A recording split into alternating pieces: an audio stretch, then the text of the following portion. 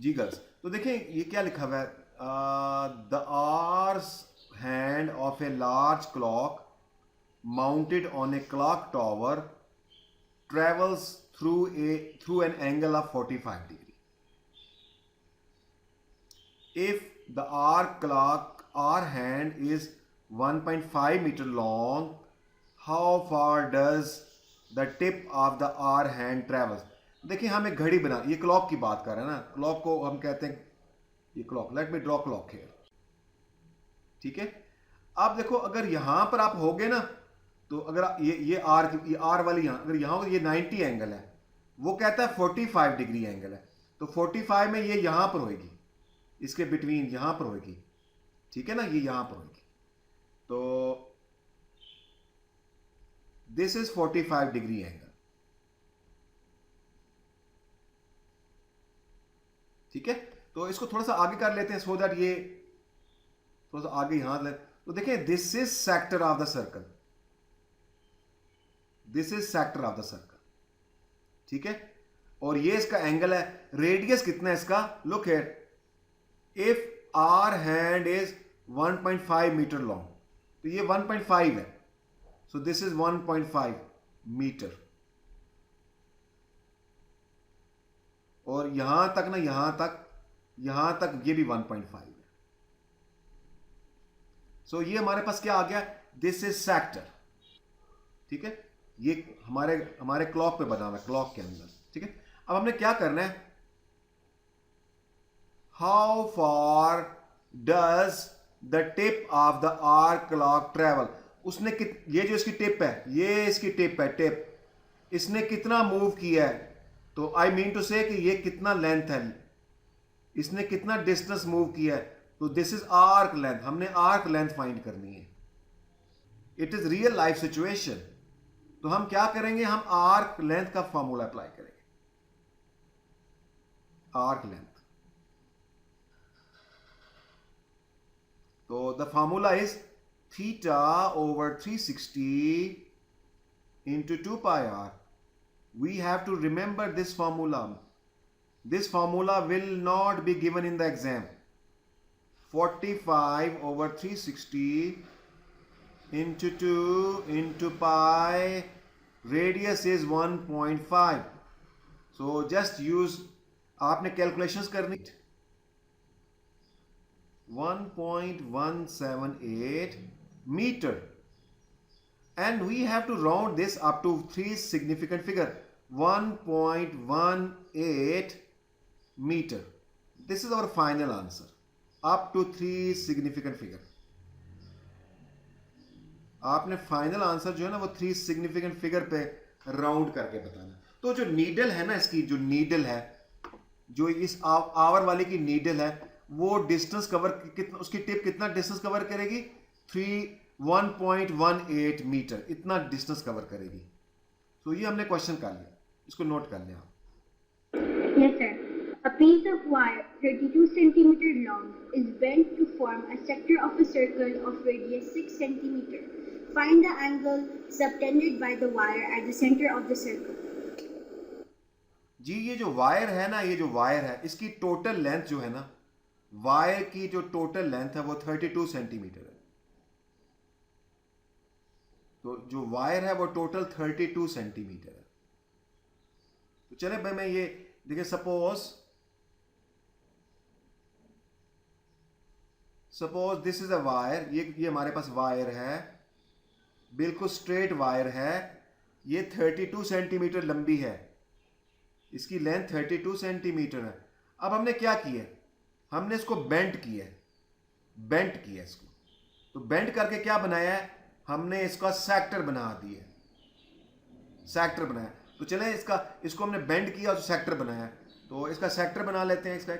इसका रेडियस 6 है, ये उसने क्वेश्चन में बता दिया, तो ये 6 सेंटीमीटर है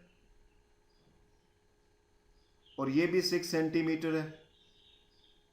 find the angle subtended, angle find करना है, subtended by the wire at the centre, ये वाला एंगल निकालना है, थीटा। अच्छा बेटा देखो, ये जो टोटल लेंथ है ना, टोटल लेंथ, वायर की टोटल लेंथ, यहाँ पे तो सर्कल लिखा हुआ है। कहाँ लिखा हुआ सर्कल? सेक्टर ऑफ सर्कल लिखा हुआ है। At the centre of the circle, तो ये तो आपने इसको खाली सेक्टर बनाया, सर्कल तो पूरा नहीं बनाया। तो बेटा ये देखो ना, आपको ये जो सेक्टर होता है ये सर्कल का पार्ट होता है ना, ये देखो। जी से ये तो पता है, लेकिन इन्होंने यहाँ पे कहा है सेंटर ऑफ द सर्कल। हाँ हाँ, तो देखो ना, ये मेरी बात सुनो ना, देखो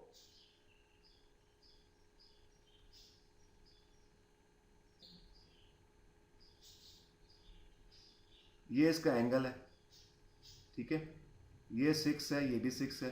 तो जो सर्कल का सेंटर होता है ना, वही सेंटर सेक्टर का भी होता है ना, अंडरस्टैंड बात? You understand this? समझ में आ गया बेटा? Yes sir. हाँ, तो wire and the length is 32 centimetre. तो हमने फिर क्या किया है, हमने इसको बेंड कर दिया है, इसको बेंट किया है, वी बेंट, इसको जब बेंट किया तो ये सेक्टर बन गया। और इस सेक्टर का जो रेडियस है वो क्वेश्चन में गिवन है 6 सेंटीमीटर है। So it is 6 and it is also 6। अब हमने क्या करना है, एंगल फाइंड करना है, एंगल ऑफ द सेक्टर ये फाइंड करना है, ठीक है। तो at the by the wire at the centre of the circle, तो ये जो होता है ये सर्कल का सेंटर होता है, आप देख सकते हैं ना यहाँ पर, ये सर्कल का सेंटर और वो एग्जैक्टली यहाँ पर है। तो ये हमने एंगल फाइंड करना है। अच्छा गर्ल्स, आप देखो मेरी बात सुनो, देखो ये जो टोटल वायर है 32, तो ये 32 कैसे बनी है, ये आर्क लेंथ है, ये जो टोटल वायर है ना, ये it is around the sector. तो अगर आप इस 6 को ऐड कर दो, ये वाला 6 ऐड कर दो,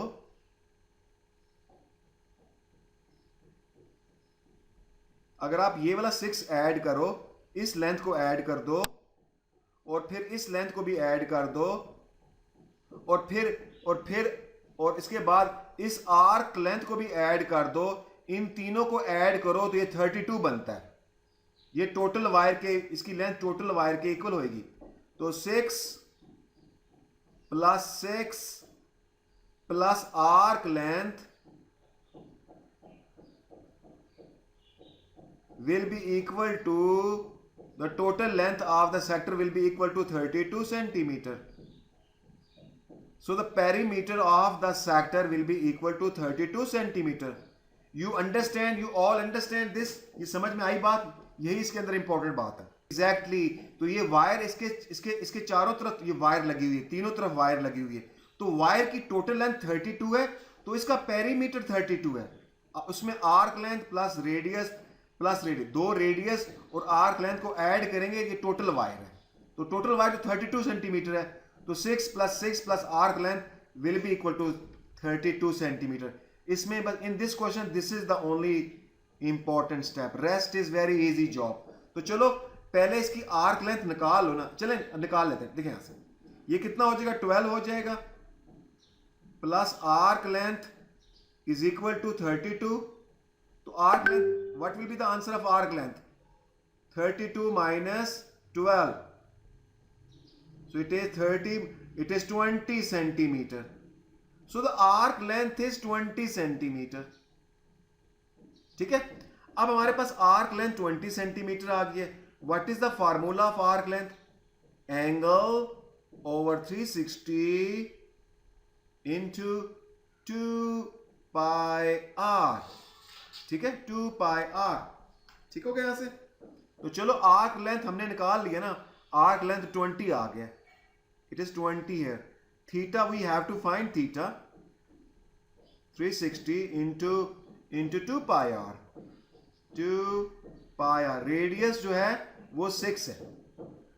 अब इसको हम सॉल्व करेंगे, तो 6 कैंसिल विद दिस, 60 आ जाएगा, 2 कैंसिल विद दिस, 30 आ जाएगा। तो it is 20 theta over 30 into pi, ये आ जाएगा ना। अब इसमें थीटा निकाल लो, तो 20, ये 30 ऊपर आ जाएगा एंड पाई नीचे आ जाएगा. No we will use calculator to find theta now. Okay,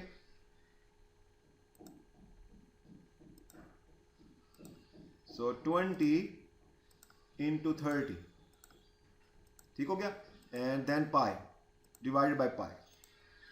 तो ये आएगा 190. It's a very huge. अच्छा बेटा, कोई anyone can check the answer at the back of the book?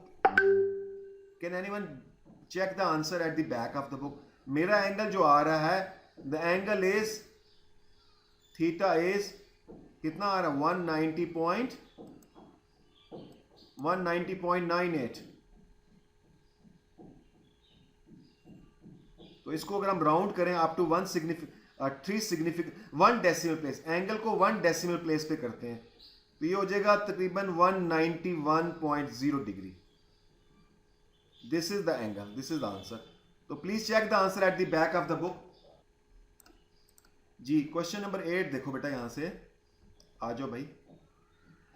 देखो बेटा, ये क्या चीज, देखो ये फिगर है, ये मैं इसको यहां जरा बड़ा करके बना रहा हूं फॉर योर सेक ना, ये तक आपको समझ में आ जाए. थोड़ा बड़ा बना रहा हूं इसको ना. ये देखो इसको, let me draw this bigger one.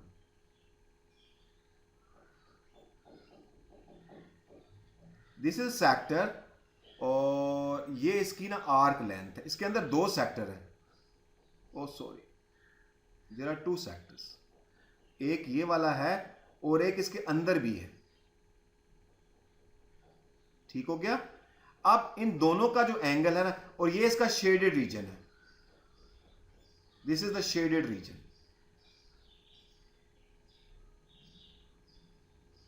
अब ये जो इन दोनों का एंगल 60 डिग्री है, और छोटे वाले का रेडियस, वाइट वाले का रेडियस 8 है, और बड़े वाले का रेडियस 17 है. यहां तक 17 है. ठीक हो गया. और अब हमने करना क्या है, हमने क्या करना है, find the perimeter of the shaded region. और आपने आंसर पाई की शेप में, इन टर्म्स ऑफ पाई बताना है. तो चले, आपने क्या करना है, इस शेडेड रीजन का perimeter. What is the perimeter? What is perimeter? Perimeter is the outer boundary. तो शेडेड रीजन की आउटर बाउंड्री कौन सी है? एक तो ये वाली आउटर बाउंड्री है शेडेड रीजन की, और एक ये वाली है, दिस वन. ये भी इसकी आउटर बाउंड्री है, और ये भी इसकी आउटर बाउंड्री है. ठीक हो गया. अच्छा गर्ल्स, ये कितनी लेंथ है ये वाली? How much is this length? Can anybody tell me how much is this length? Anyone can tell me what is this, how much is this length? ये कितनी लेंथ है ये वाली? कोई बताएगा आप में से? Is it half of 17? हैं? कितनी है? Half of 17. Half of 17. How do you know that it is half? Question में कहीं लिखा हुआ ये हाफ है? Sir, 9? 9 कैसे फाइंड किया है? क्योंकि आप 17 को 8 में से माइनस करोगे. हाँ जी, यस यू आर राइट. देखो यहां तक 17 है ना बेटा. यहाँ ये क्वेश्चन तभी तो अच्छा क्वेश्चन है. Very good question, delicious question. ये फिर समझ आ. आप 17 में से ये वाला पोर्शन निकाल दो, ये वाला, तो 17 में, तो ये कितनी हो जाएगी? 9. ये 9 सेंटीमीटर है.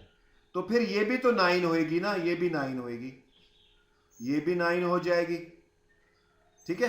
अब हमने इसकी आउटर बाउंड्री में से 2 साइड्स की लेंथ फाइंड कर ली है. अब हमने क्या करना है, हमने ये वाली लेंथ फाइंड करनी है, ये वाली आर्क लेंथ. और ये फिर ये आर्क, इसको आर्क लेंथ 1 कह देते हैं. और फिर ये वाली आर्क लेंथ निकालनी है, आर्क लेंथ 2. ठीक हो गया. तो अब हमने 2 दफा फार्मूला लगाना है आर्क लेंथ का. पहले इस छोटे सेक्टर के लिए, फिर बड़े सेक्टर के लिए. तो चलो आर्क लेंथ 1 निकाल लेते हैं पहले. Theta over 360 into 2 pi R. जल्दी से निकालते हैं. थीटा इसका 60 है, और 2 इंटू पाई. आपने पाई की वैल्यू पुट नहीं करनी है, क्वेश्चन में लिखा हुआ है pi, don't put the value of pi. तो आर इसका कितना है? इसका छोटे वाले का आर 8 है, तो एक बच्चा जल्दी से, एक बच्चा इस बार आप कैलकुलेट करो, बताओ, मैं सेकंड का आंसर निकाल दूं। अब आर्क लेंथ 2 निकालेंगे, उसका भी एंगल 60 है ओवर 360 2 पाई आर। उस बड़े वाले का रेडियस 17 है। बड़े वाले का रेडियस हमेशा सेंटर से चेक करते हैं, यहां से करते हैं। उसका रेडियस 17 है। तो जल्दी जल्दी बताओ आप, फिर इन सब को ऐड कर देंगे तो हमारे पास उसका पेरीमीटर आएगा। कितना बनता है इसका? 60 ओवर 360 कितना बनता है? ये तो 1/6 हो गया ना, 1/6 इंटू 2 इंटू 17, ये हो गया हमारे पास। सर जो आर्क लेंथ पहली वाली है उसका आंसर आ रहा है 8.37। तो ये ऊपर वाला। अच्छा, ये वाला आ गया 5 15 15 17 17 ओवर 3 पाई। ये इसका ये आंसर है। ऊपर वाला कितना आया बेटा? 8.37। नहीं, पॉइंट में नहीं बताना, पॉइंट में नहीं, उसमें फ्रैक्शन में in terms of pi sec। कितना आ रहा है? फ्रैक्शन में कितना है?